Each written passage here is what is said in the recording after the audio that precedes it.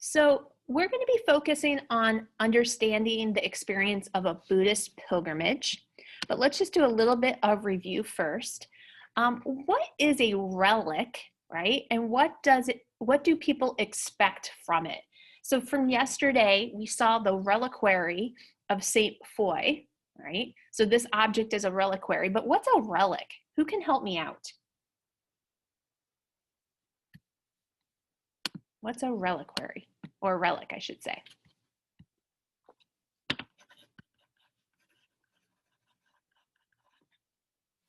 No one knows?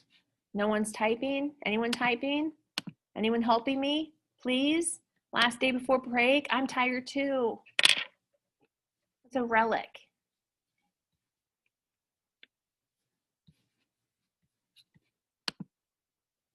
Okay. Oh.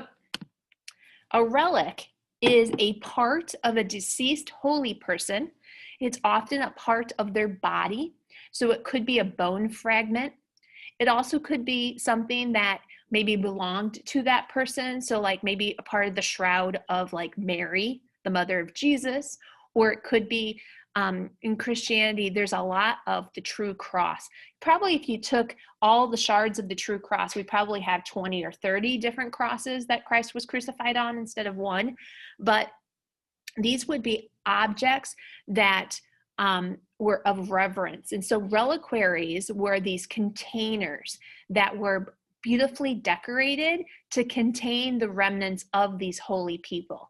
And so they could be part of the Holy Family, they could be a saint, they could be a martyr. So our image is of Saint Foy, who is a martyr for her Christian faith, right? She died at the hands of the Romans because she refused to denounce her religion.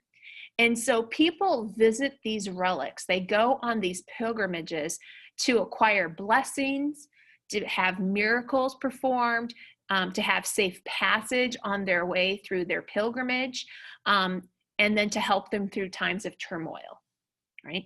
And this is relevant for Sanchi as well, and we'll talk about that. Okay, so for the essay question, I'm not going to get into this too much, but I just wanted to point out that we're going to be focusing on how the designs of these two structures reflect the needs of the pilgrims. So thinking about how these churches are organized, right? We're going to be talking about the architectural structures of them and how they're used for pilgrimages. So if you watch that first video, which I should say, if you haven't done the homework yet, the first video you can go through rather quickly, but you do want to do the format of this church in the study guide, right? And so we talked about how it's organized so pilgrims can walk around and go in these side chapels and how they can see the relic.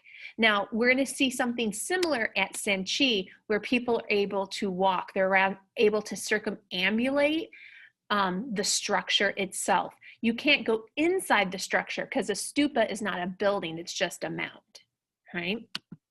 And then we'll also focus on how the decoration reflects the basic beliefs of the religion. So we'll focus on comparing and contrasting the timpium and then the Taranas at Sanchi.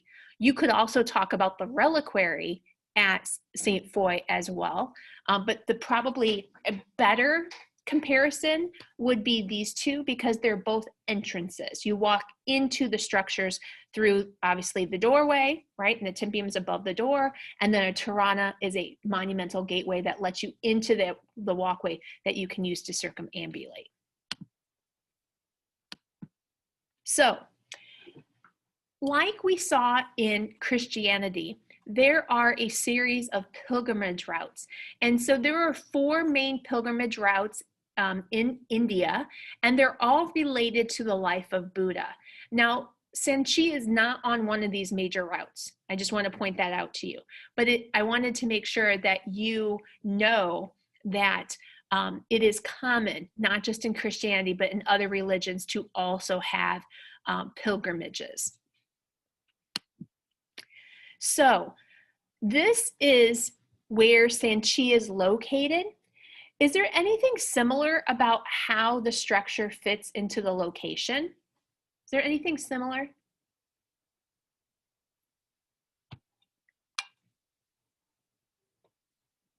It's kind of like nestled into the surrounding areas. Sanchi is actually on a hillside and it overlooks a major city. The ruler who built this, his wife was from here. And so it was a way of exerting his power into the region that she came from as well. But it's kind of nestled into nature, just like Conques is nestled in the river valley in France. Right. So according to legend, King Ashoka is the patron of the Great Stupa of Sanchi. And supposedly he was the first king in India to embrace Buddhism. And one of the things he did is he created a building campaign where he made supposedly 84,000 stupas. And so all of these stupas are supposed to have the remains of Buddha in them. So most stupas would have like maybe dusting or a few shards of Buddha, or they could also have important teachers. So it's important to know that not all stupas have Buddha inside of them or honestly underneath of them. Sometimes they also just have important Buddhist teachers in them. And so he built, like I said, he built this great stupa at Sanchi in a region where his wife Devi was from, and this was along a major trade route. So it was a pretty rich city to allow for this large monastery complex to be built. And the stupa is not actually the only stupa there. There's a series of buildings, right? So why do pilgrims take pilgrimages? They're based on those four noble truths, this idea that life is suffering. When you take a pilgrimage, either a Christian or a Buddhist one, you walk a long distance. You get tired, you get hungry, you get sore. And so that represents this idea that life is suffering, right? And then of course suffering is caused by your ignorance. So you're trying to gain enlightenment when you circumambulate. You're trying to gain enlightenment when you meditate. You're trying to get rid of your ignorance. You're trying to learn from the different sites that you have. And so a lot of these holy sites will have imagery, will have teachings based on the eightfold path. So this idea of getting rid of your ignorance. So we went through this listing before, so I'm not going to repeat them. Right?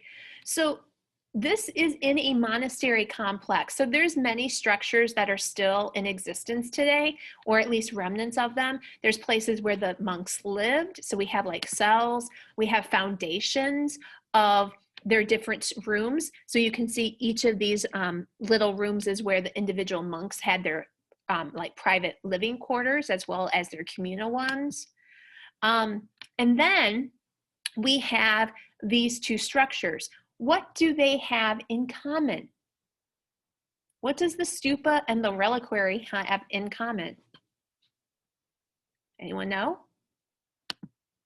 They are both reliquaries, right? So the stupa is basically stone on top of a mound of earth and rock, right? And so at the very bottom and base of it is where the remains of Buddha or an important teacher is kept. And so it's a reliquary. It's a marker of this, body part of a holy person. Just like the reliquary of Saint Foy contains the skull of Saint Foy, right? So there, like I said, there are multiple stupas, and these are some of the stupas that are on Smart History. You can see that these ones are a little bit smaller. And then we have our Great Stupa of Sanchi. So this is the image that you have in the image set. Okay, so the content. A stupa represents Buddha, right? It is supposed to represent a person in meditation. So it's like someone sitting in the lotus position, right? So it's a very abstract symbol. It symbolizes the path of enlightenment, the idea of the nirvana, right, his death. It also represents a mountain and the universe all at the same time. So it has a lot of meaning to it. So we've seen, of course, these shapes to represent mountains before. So in your study guide and your note takers, right, you have a plan. And so we'll be able to talk about the plan in a second. But if you opened up your study guide, you could also fill this out.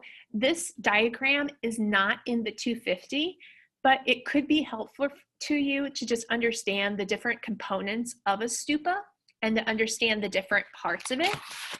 And so these mounds, right, represent a teacher in meditation. And so before Buddhism, great teachers were often buried in mounds, right? They were cremated, and then their ashes would kind of divided into underneath these different stupas.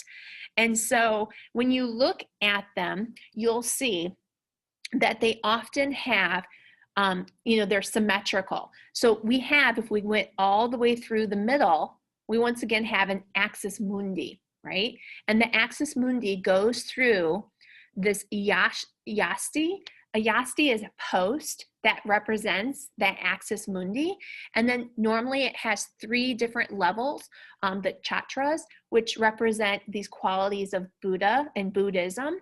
And so we'll talk about those as well. They often have this harmika, right, which is kind of like a gate at the top. No one walks up there, so you don't actually get all the way up there, but it basically separates the kind of the earthly from the heavenly. And then we, of course, have the stupa dome. So no one can go inside of it, okay? But there's a series of 2 walkways. There's the one at the bottom, and then there's a staircase, and then a second level. So you're able to circumambulate this on 2 different levels of the structure. And then we have these charanas as well. These are entryways, and they're all on the cardinal directions. So we have 4 of them: north, south, east, west. Right? So here you have your diagram. So I think your diagram in your note takers has all of these parts for you. Okay? So the stupa, right? This is what they are symbolizing, right? I should have moved to this one sooner, so I apologize, right? So remember, the stupa is that mound-shaped relic chamber, right? The yashti is the axis mundi. The harmika is that fence at the top, and that's an abode for the gods, right? So remember how I said it separated the heavens from the earth? The chatras, right? So that's that 3 discs. Can you see that there's 3 discs that get kind of smaller and smaller? They look like umbrellas. And the diagram in the book actually calls them umbrellas. And those are symbolic of the 3 jewels of Buddhism, which is the Buddha himself, the laws and the community of the monks, right? And the 3 realms of existence.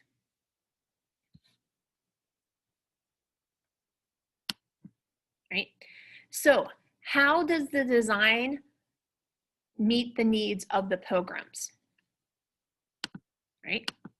So as worshipers move through the gates, so they'll walk through the gates, they'll typically circumambulate clockwise, right? So they will go around and around and around. And there is actually, I forgot to load it this morning, there's actually a video of it in Smart History. So let's see how fast this loads.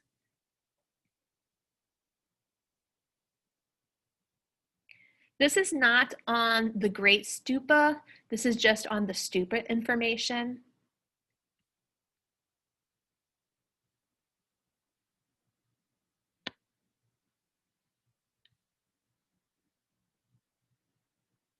Come on.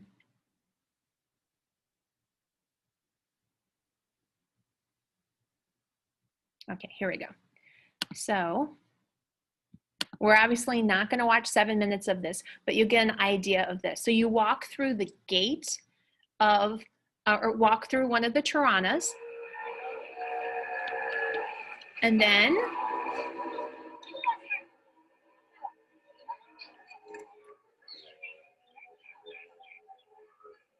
So you can see the stone kind of resembles wood, how they're kind of piled up.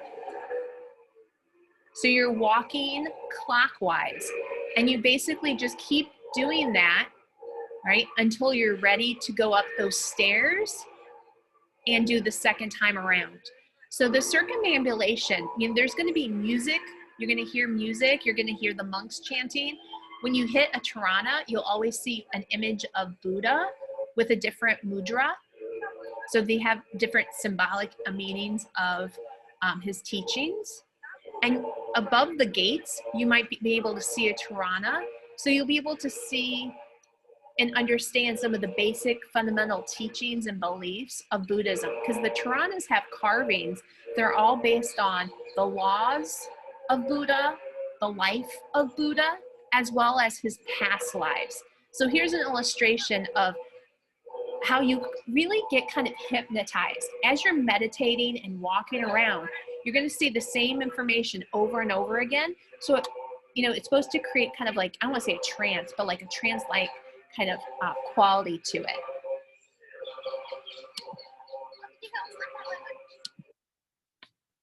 All right. So this walkway, if I go back to our plan, right, we have these walkways that are in between the fence, right, and the building or the stupa itself, and you walk around and around and around and around, and that is a part of your pilgrimage, right? You get there, and then you circumambulate as you meditate, right?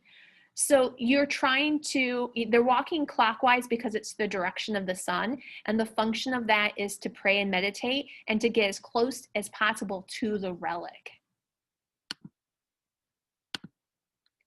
So then let's focus on the decoration, okay?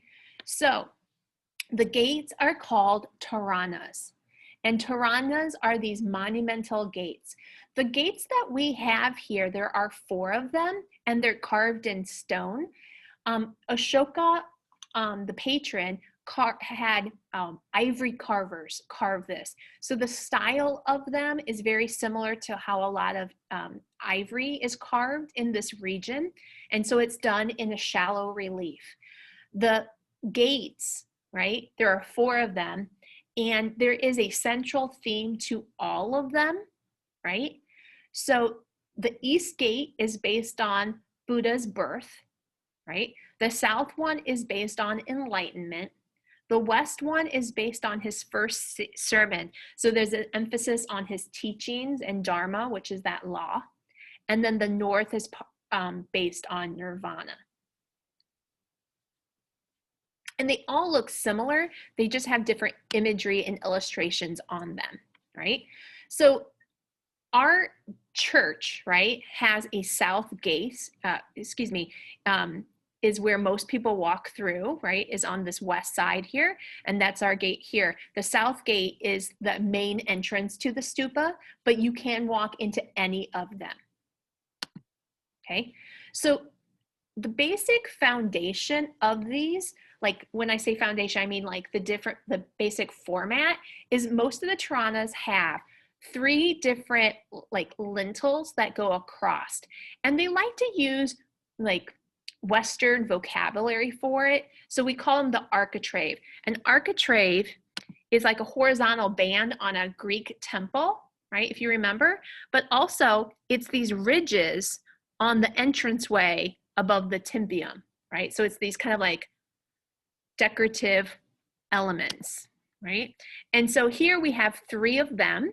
And then there's these vertical posts on the side. And typically on the sides of them, there's also wheels of Dharma, right? So all of them basically have these kind of basic structures. And the south one, besides having those different images that we talked about before with the central theme, this also has some political themes to it. So we actually have the royal visit of Ashoka at the stupa. And so I like to do a comparison here of 2, where at St. Foy, remember how there's images of Charlemagne, right? So we see that there's at both places imagery of the ruling class on the structure. So we can see the connection between politics and religion and power and religion, right? So this has the lustration scene. So this is the scene of the life of the birth of Buddha. So here we have Maya, his mother, and you can see fertility is emphasized because there's all this beautiful garden and animal and plants all around her, right? The Western Gate, oh, I should go back here for a second. The South, one of the things you'll notice is that kind of like as capitals, there's all different creatures on the tops of them. So here we have some stylized lions, right? So power imagery with Ashoka. Here on the Western Gate, we actually have some dwarves on the tops of those capitals, right? And so here we have some history. So we have the transporting of Buddha's relics, we have the war over his relics, and we have the temptation of Buddha by Mara. Mara is like this demon. So you want to kind of keep that straight. Maya, his mother, right? Mara is the demon. And so as you're circumambulating, you're going to be able to see some of the core teachings of the religion. So this idea of temptation, right? I have temptation, and I'm going to see that Buddha was tempted too, but he was able to overcome it, right? So here we have some of the scenes based on the relics returning or coming to this region. So we see a royal procession, right? Here's the War of the Relics. I don't think you have to like memorize every single one of them, but I like to show you just some of the examples of how they're carved. You can see that the style is kind of like pack in as much information as possible to get across the story. So notice that there's not a realistic depiction of space, right? It's like just basically, based on a bottom line and then filling in the background behind it. On the Western Tirana, on the side, there's actually part of the Jaka tells here, and this represents this monkey king. And so I don't think we're going to have to do a major comparison on this for the essay question, so I don't want to dwell on it too much. But these Jaka tells are basically the past lives of Buddha, right? Because he's caught with Samara, right? He's caught in that cycle of life and death before he reaches nirvana. And he has these past lives. So in one of his past lives, he's a monkey king. And so basically what he does is to prevent his people from being destroyed by this other army, he lays his body across the river and allows people to cross on his back, and then he drowns. So basically he sacrifices himself for his people. And so one of the comparisons that we've done when we have done the research project is this understanding that this is very similar to like the sacrifice of Jesus on the cross to save sins, right? Not even this being like, this is like core beliefs of religion, how we see similarities between these different religious faiths of sacrifice in order to help others.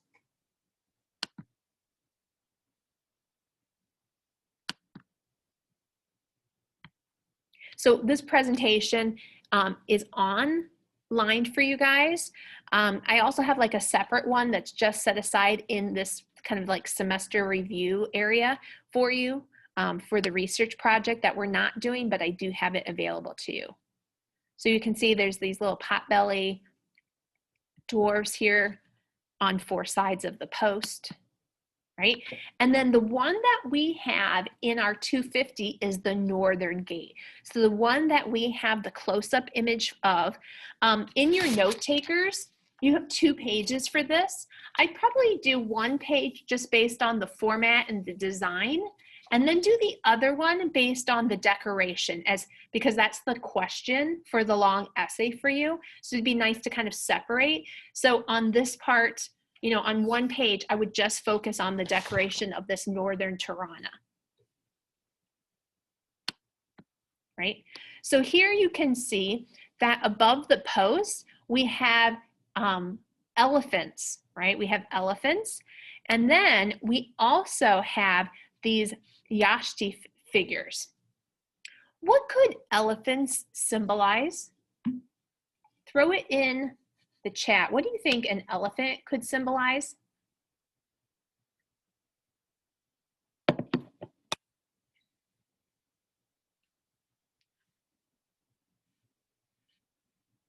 Correct. Elephant is a great symbol of power, right? And so we have these power imagery, and then we have these yakshi imagery. Now, these come from Hinduism. These images of these very, I shouldn't, I'm gonna say too much if I do that. So, but we saw similar imagery at Lakshmana, right? What could she be a symbol of? Why is she incorporated, right, on the sides of this northern Tirana? What are they symbolic of? What do you think?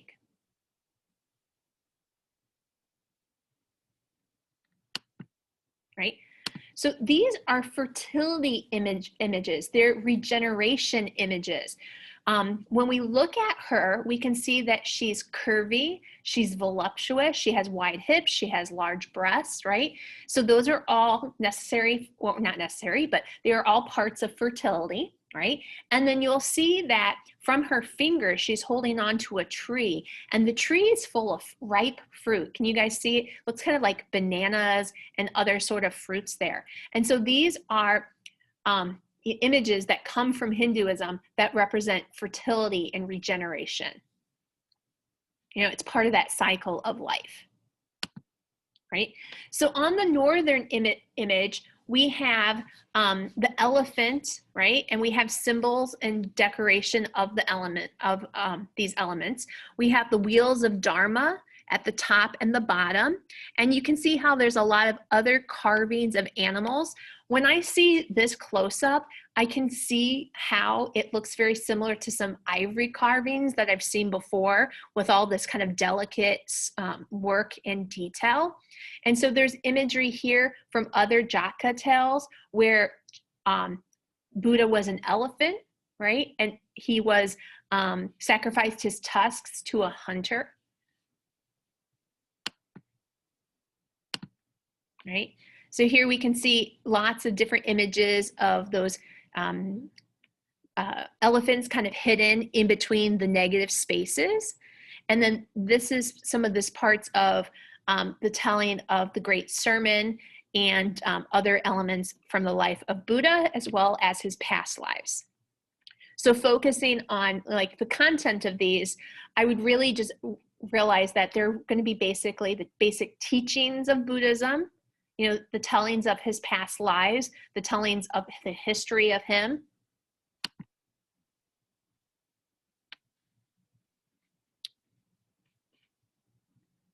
So we have another image of the temptation of Mara here as well. And then the sides of them have royal processions.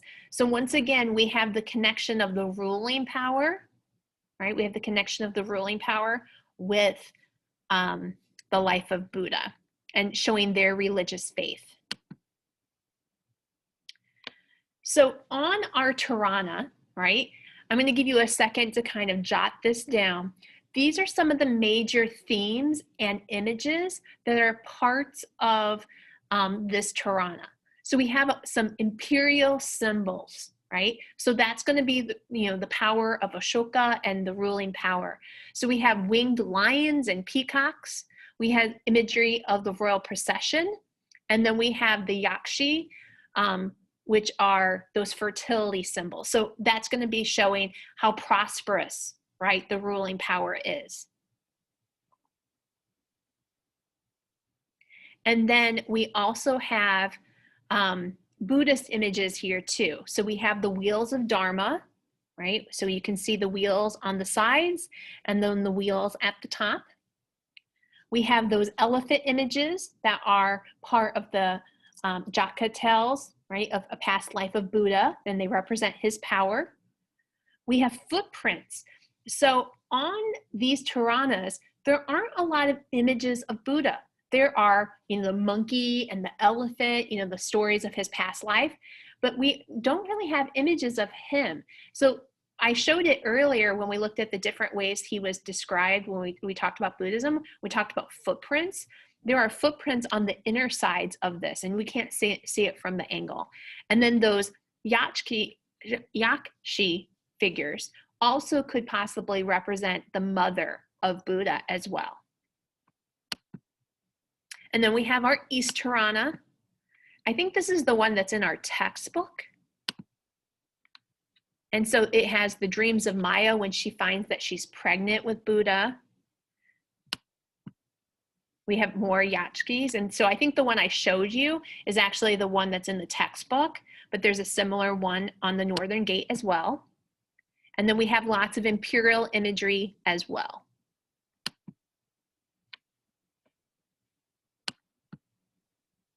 Here's the close-up of the elephants.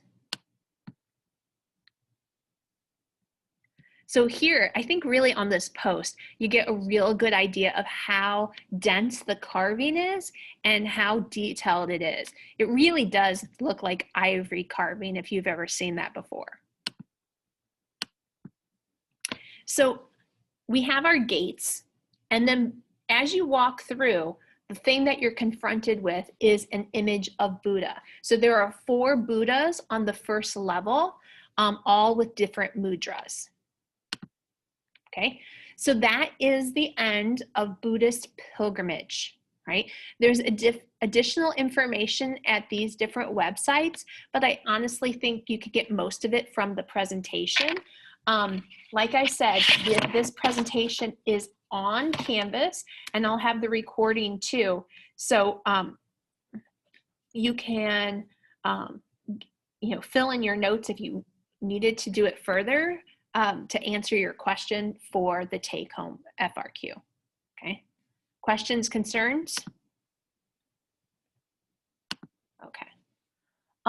We have one more image to do based on the Romanesque, and then we'll move on. Don't worry about all this. This is stuff I didn't delete from the normal class year, okay? So we're going to be understanding how war and violence is depicted in Romanesque art, right? So we're going to do a jigsaw. We'll see how this works today. What I'm going to do is, let me start working on our breakout rooms. I need 1, 2, 3, 4, 5, 6. So there's probably only going to be 2 people in a group here, but it shouldn't be too bad.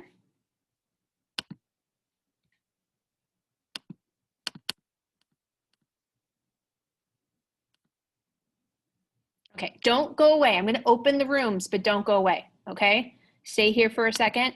I just know it takes a second for this to work, and so I want to make sure I can put this in the chat as well.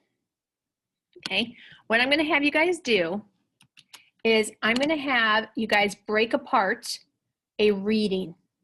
Okay, I'm going to have you guys break apart a reading, and for your group, right? So group 1 is going to focus on the cast, and you're going to answer question A. So you'll see in the document, which I'll put in the, let me get that for you too. Let's go ahead and open it together before we go into chat just to make sure it works.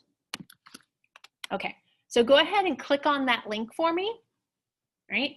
Go ahead and open it up, and then we'll make sure it works here. And I can always throw in our group stuff in here too. I didn't even think about that.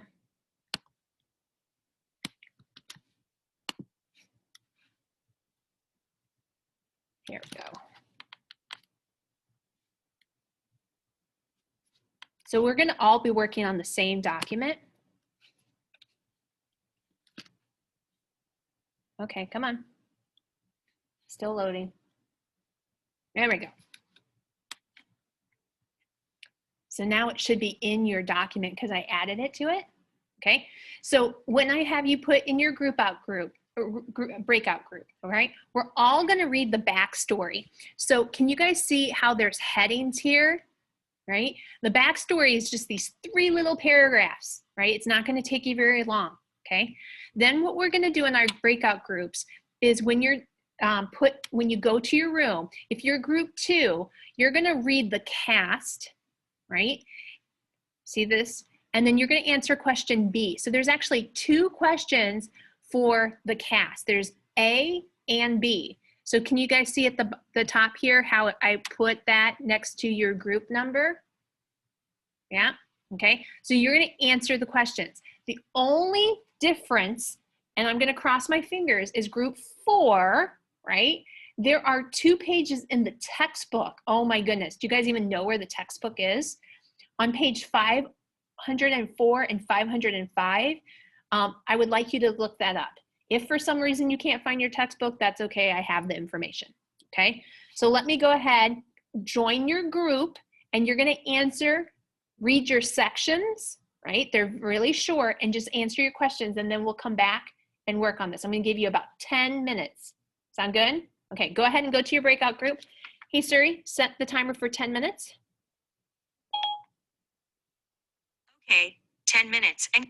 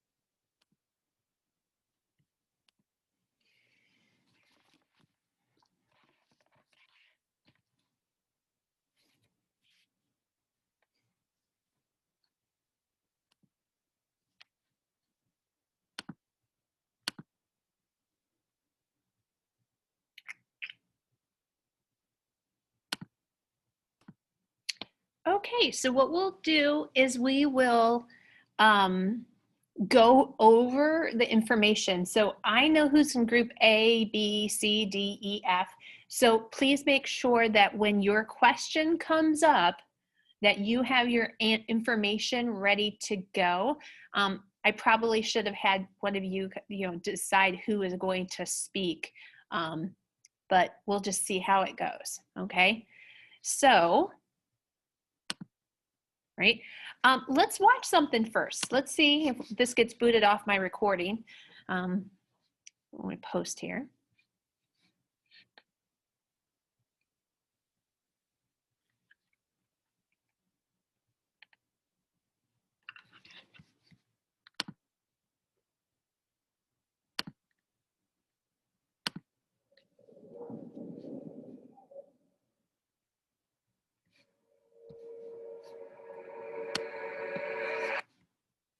Oh, okay.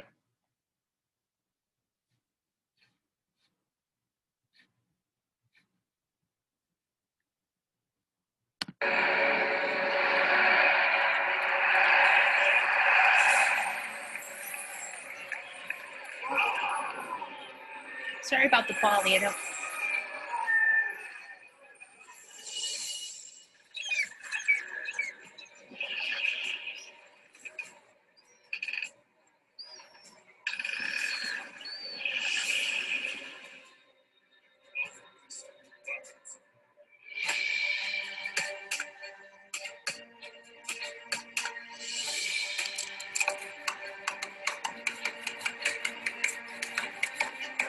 So you can see it's a narrative. Oh, we can read it now. That's good.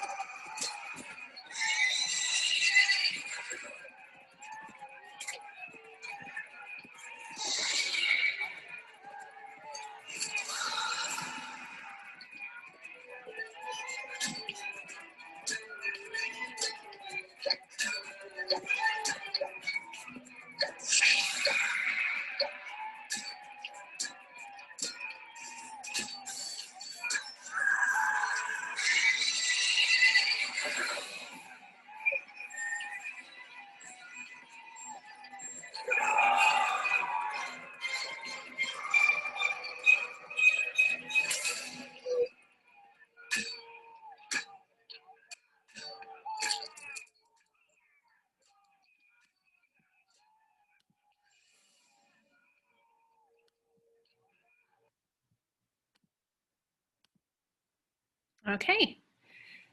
So you can see that this is a long narrative, right? It's a very, very long narrative. So you can go see it in a museum. You can see how it's kind of like wrapped around this museum now. Right, so here we have our Bayeux Tapestry. So we have some close-up images of it. Unlike the night attack at Sanchi, they can't like put the whole thing. So they have some close-ups for you, right? So let's go ahead with group A and B. Let's start with A. Why is Otto important to art historians? How does this relate to the tapestry? So group A, Isabel, Jeffrey, Isabella wants to jump in. He was the one who commissioned the piece. Right, so he's the patron of it, right? He's the patron of it. And do you know who, like, how he's related to William? I think he was his like half brother. Right, he's the half brother of William. And so group B, right? So that's Quanah and Jasmine. Who should be king and who took the kingship for himself? It's important to understand the characters here. We said the children of King Edward should have been the king, and Harold Godwinson took over the kingship. He was like the son of a powerful earl. Right. So the rightful king would be William, right? The rightful king would be William. But as William is away in battle, Harold takes the kingship for himself. So there are, three characters that we see repeated over and over again on the Bayeux Tapestry. One being Otto the patron, right, to show his importance and power. William, right, the rightful king, and then Harold, the one who took over the kingship while William was away. And you also see Robert, who is the brother of William too.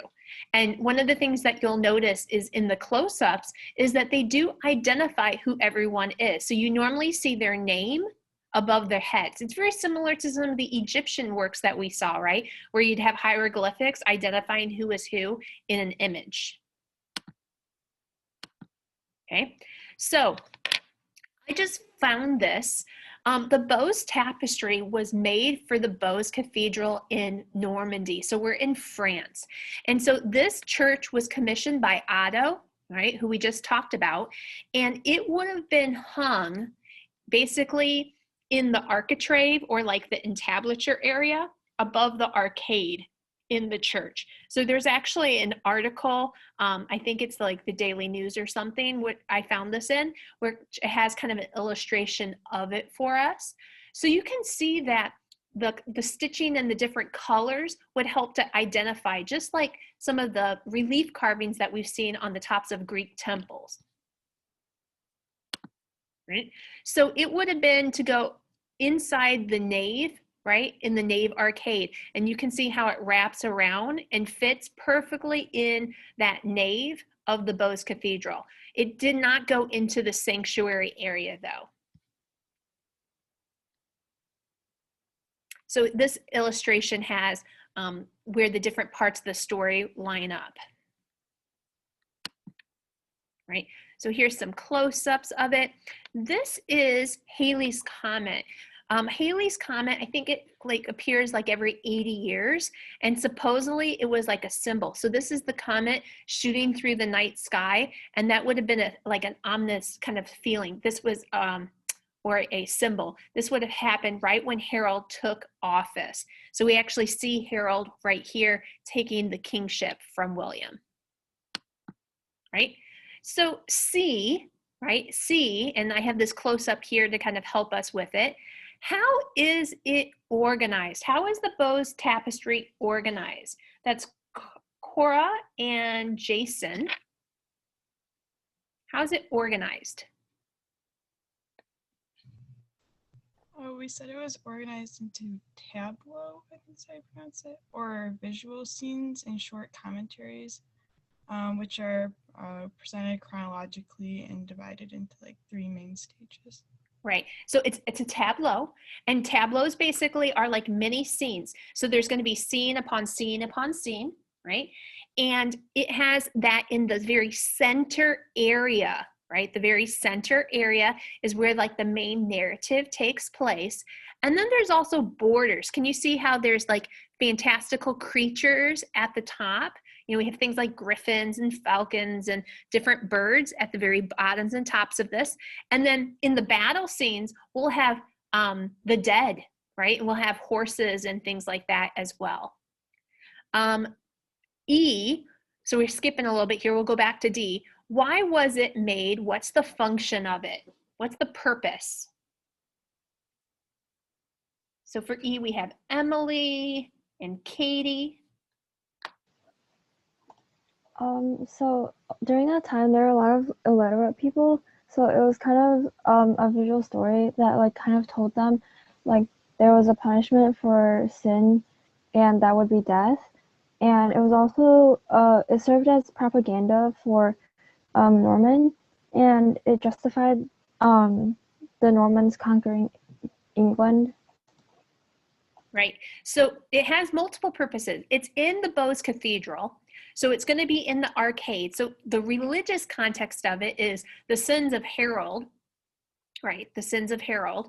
But then also it's going to be that religious propaganda. Otto had it made, right, for this cathedral so that it showed that William was the rightful heir to the throne and that William had the right to rule.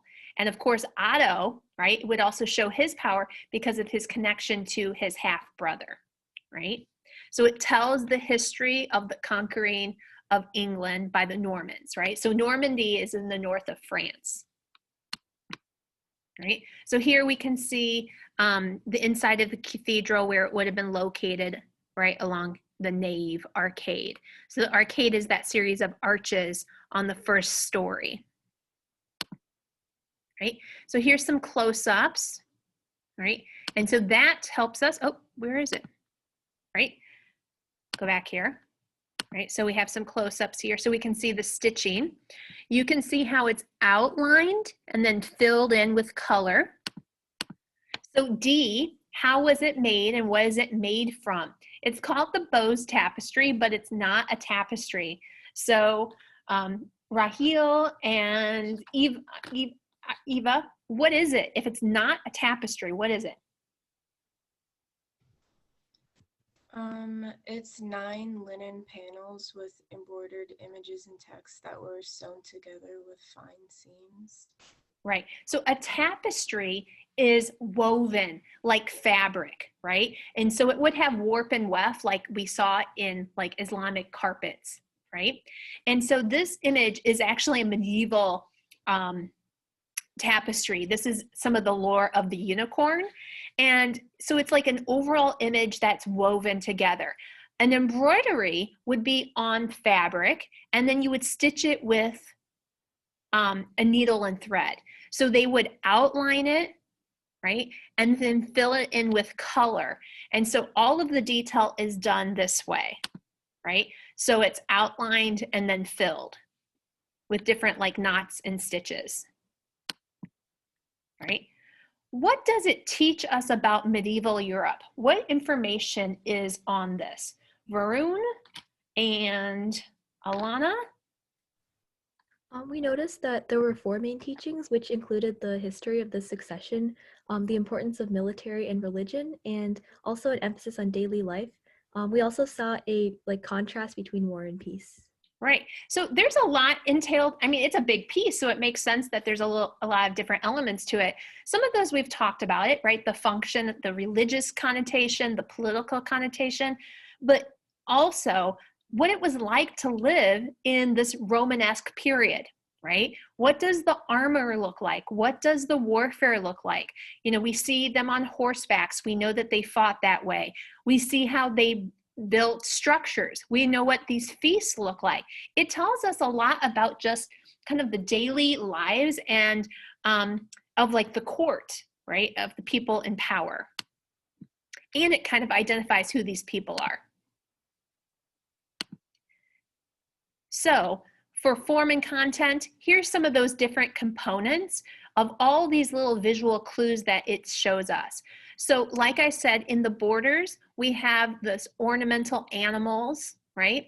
We have a lot of body language that communicates to us as well. We have poses, we have pointing, we have all these things, right? We know about the hair and the clothing of the day. We have captions which tell us who these people are. We have their environments.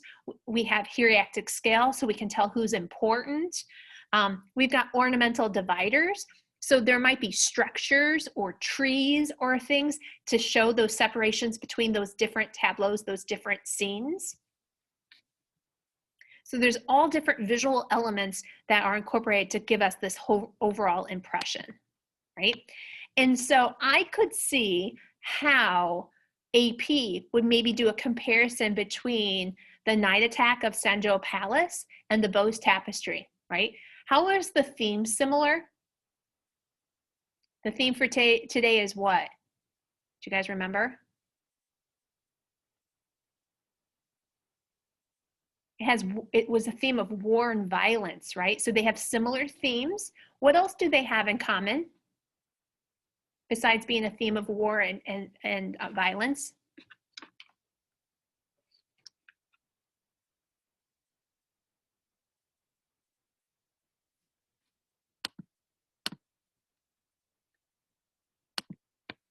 We have realistic armor of the day. We have architecture of the day. We have continual narration, right?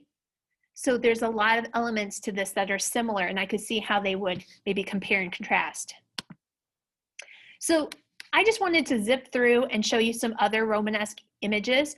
Normally when we think about Romanesque, we really just think about architecture, but obviously there was other art forms that existed as well. So we just saw the embroidery. Here are some of the altar imagery. Wood was really common. They tended to be really stiff and formal. This is actually an early medieval one, that Giro crucifix. So it's a little bit more realistic, but we can see how it becomes even more stiff as we move to the Romanesque. And one of the reasons why we often see in medieval art that doesn't look super realistic is very similar to Byzantine. It's not supposed to look of our world. They could make things more realistic. They just chose not to, right? So here's another altar piece of the Madonna and Child, right? This is a coffin top of a saint. And it's very much inspired by like early Christian or Roman art. This is a Roman ivory carving. So like we were just showing, like the ivory at Sanchi. Here's a baptismal fount. So a lot of the pieces are furniture that would be used in churches. So here we have something used for baptism. And then we also have some illustrations. So illustrations, we have one for early medieval. We don't have any for the Romanesque, but obviously they exist as well. Okay, so that's all we have for today. I hope you guys have a great break.